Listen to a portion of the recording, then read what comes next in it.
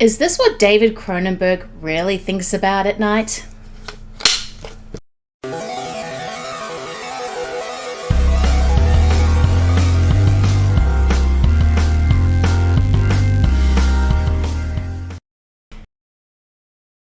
Hey guys, and welcome back to a Schlock Awe Quickie review, where we take a new release and mix it with a classic to see what falls out. As always, I'm Lindsay, and this week we are going down a deep, dark alleyway.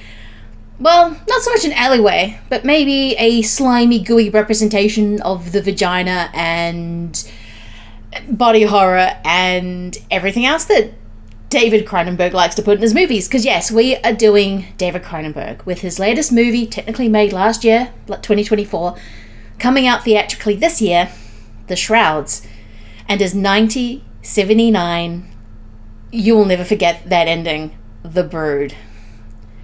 So let's get into it. I was meant to see The Shrouds technically last year at the Melbourne International Film Festival where it was playing, and I know all I heard was people were hating it, so I didn't go see it. Kind of glad I didn't, because it would have been at a late screening, and it's myth. You see a lot of movies at night, and you sometimes fall asleep, and I think this movie does have a lulling quality to it, so I'm glad I was actually able to give it his due, because I think I enjoyed it more than a lot of other people taking that long to say.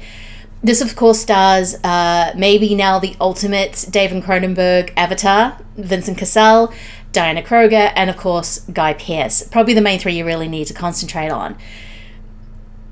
Vincent Cassel plays a man who, a few years after losing his wife to cancer, has now created this new, exciting, disruptive company. Shroud Burial, Burial, or I don't know. Basically, you wrap the body in kind of this insect gown, put it in the ground when it has all these infrared cameras. So basically, you can go to a graveyard and see your loved one decomposing before your eyes. As I said, there's a lot of necrophilia in here. In fact, this movie directly references Hitchcock's Vertigo. And if you've seen Vertigo, you know what scene I mean. And this business is starting to take off. Particularly countries like Iceland and in Hungary, especially Budapest, are really interesting and taking on this technology. And it is, of course, when you are dealing with the dead and how we celebrate and worship the dead, there is going to be some controversy. And on a particularly strange first blind date he has with this woman, who he is taken to his restaurant, which happens to be in his graveyard.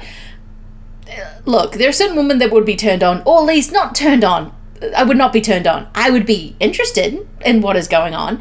Maybe until I saw the fact that he's been lovingly touching his dead wife's skeleton through an iPad. Then I'd be like, oh, hang on, now I like Jennifer Dale. I do need a cigarette. And not in the good way. But this grave has been vandalized. Tombstones knocked over. It is the ultimate disrespect to it you can do to a grave.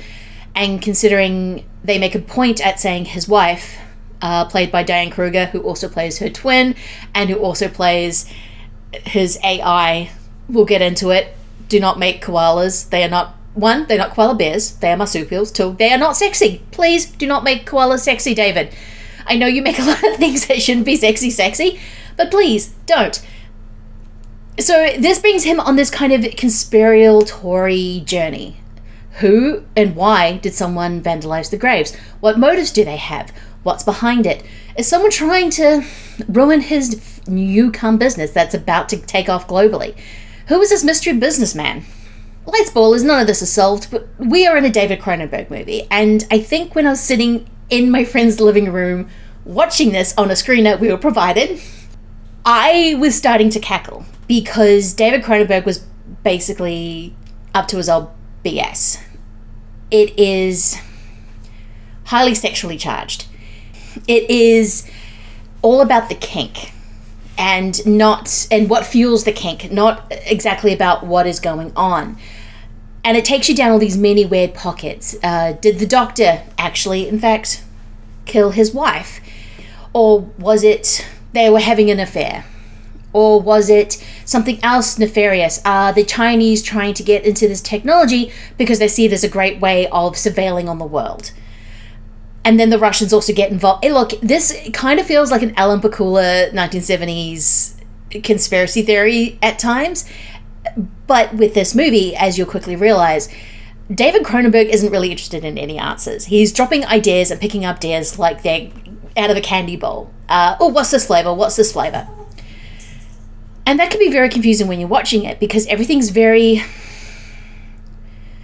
David Cronenberg can have a very stilted way of making his movies.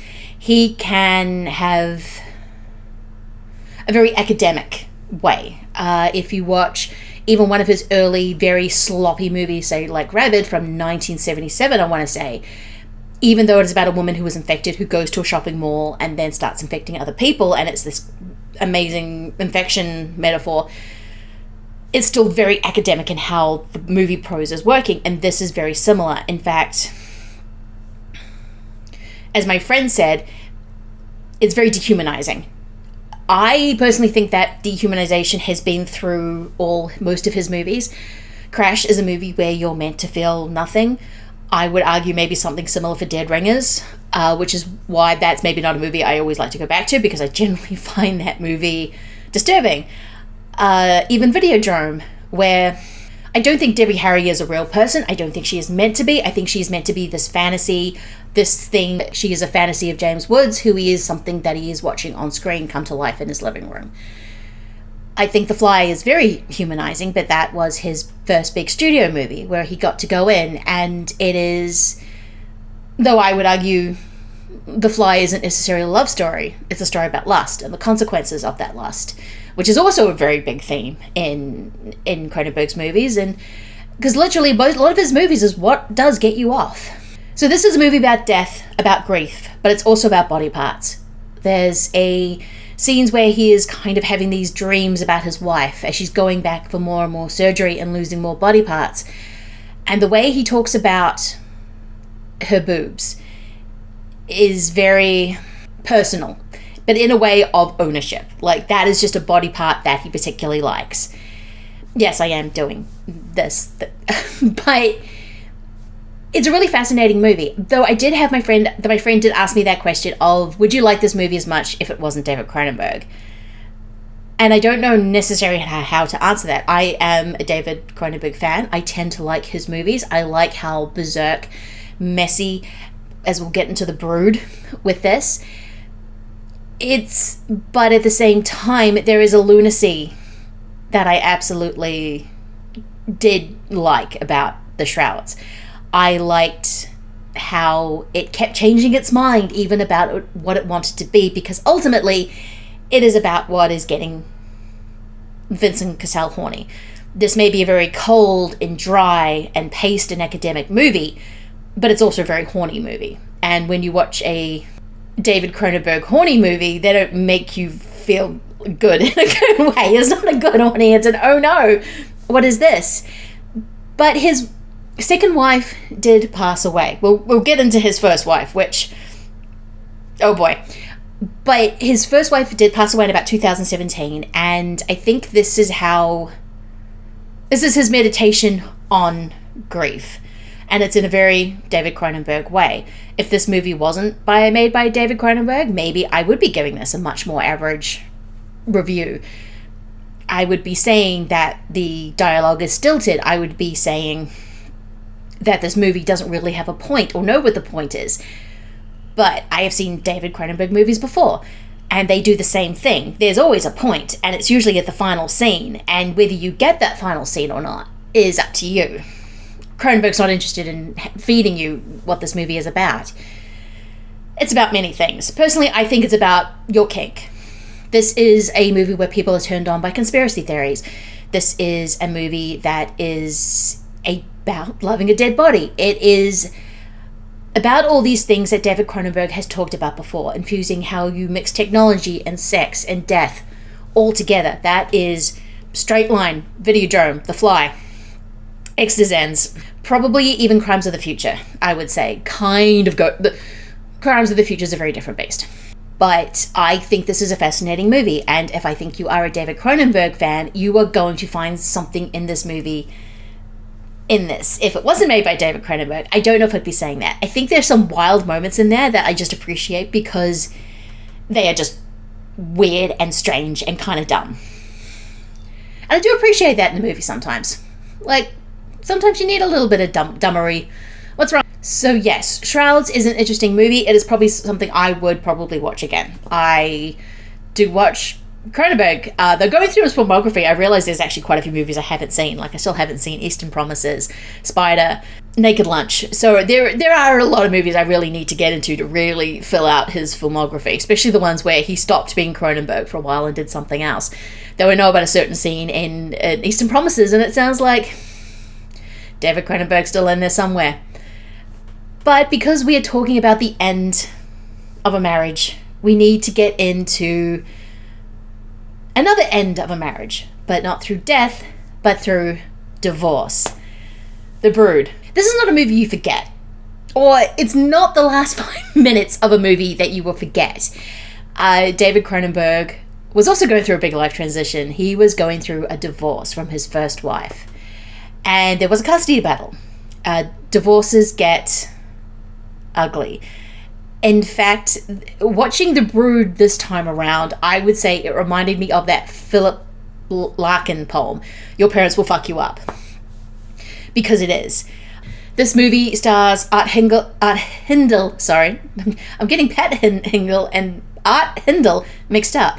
Art Hindle as a newly single father. His wife, Samantha Egger, has left him and now is in treatment with a weird-ass psychologist called Dr. Hal Raglan, played by none other than Oliver Reed. Yes, you have two of the biggest, delightfulest overactors, as in Samantha Egger and Oliver Reed, sharing scenes together, and oh boy does it go off. Like, I talk about the coldness and the academia of the Shrouds. I have a feeling that David Cronenberg was just not going to troll those two actors in any way, shape, or form, and I don't think he tried.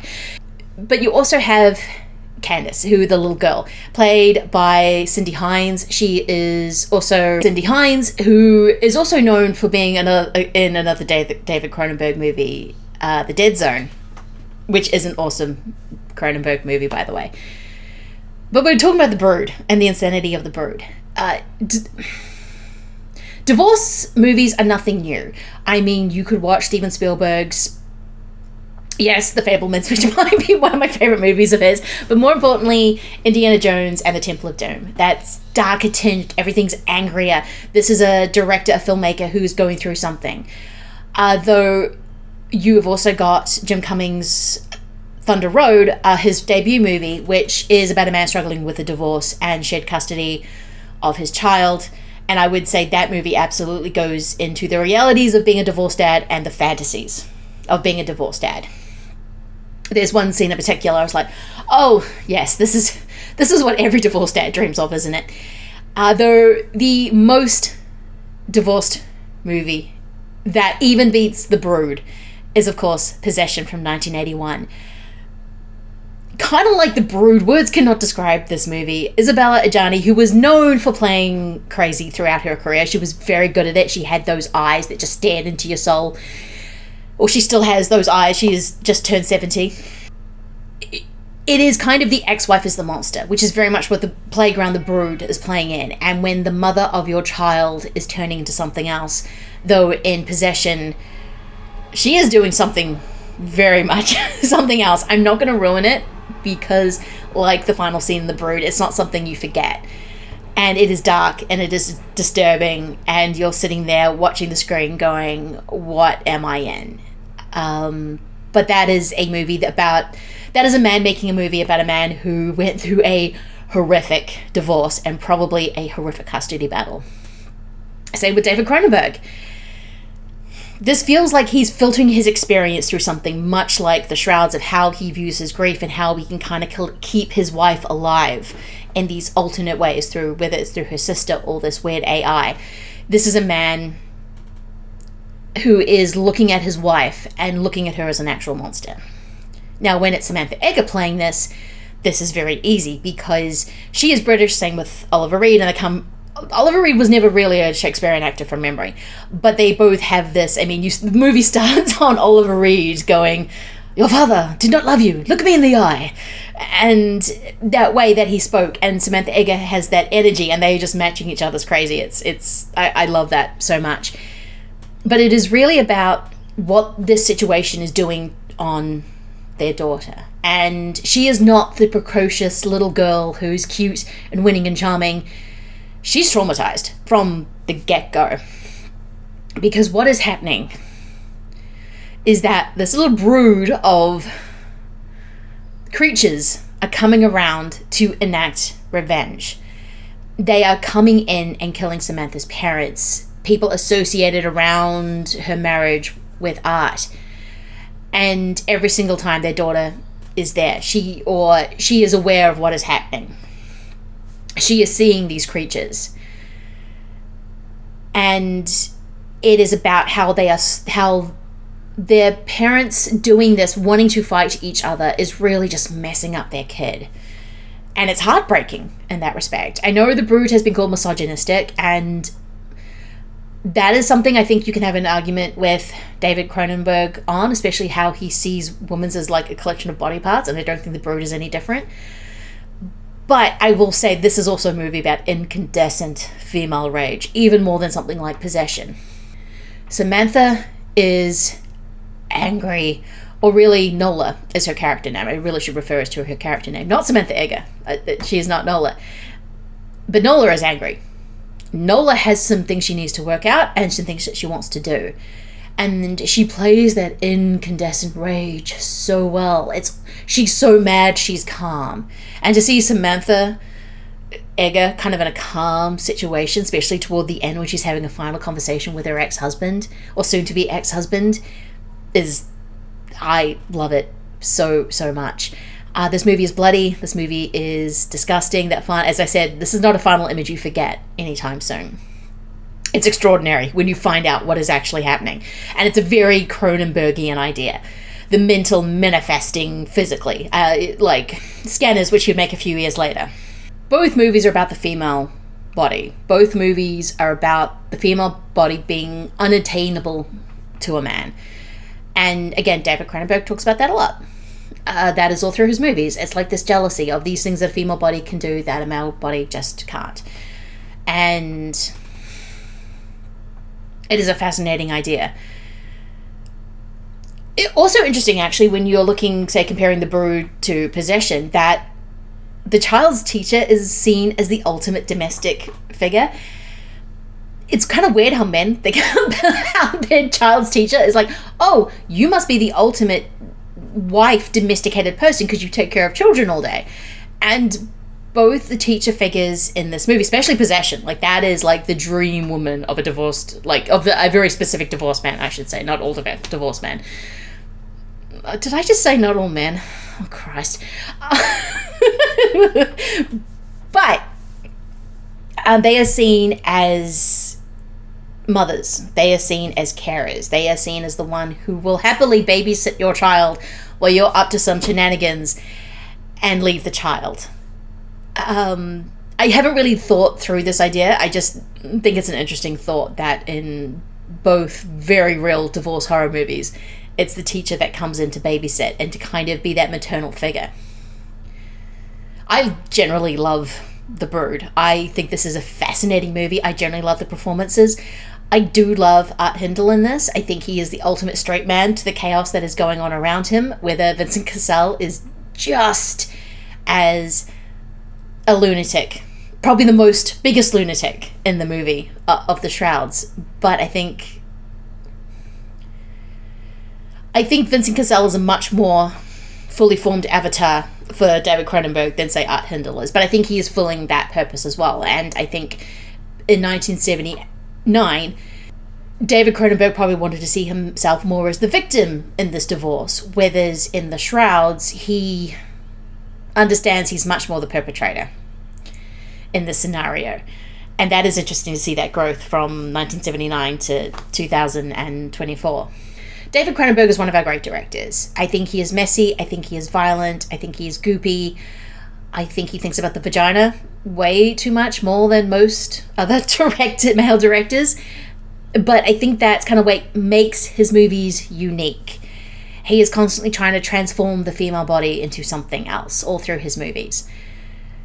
And I think that makes a really interesting film catalogue.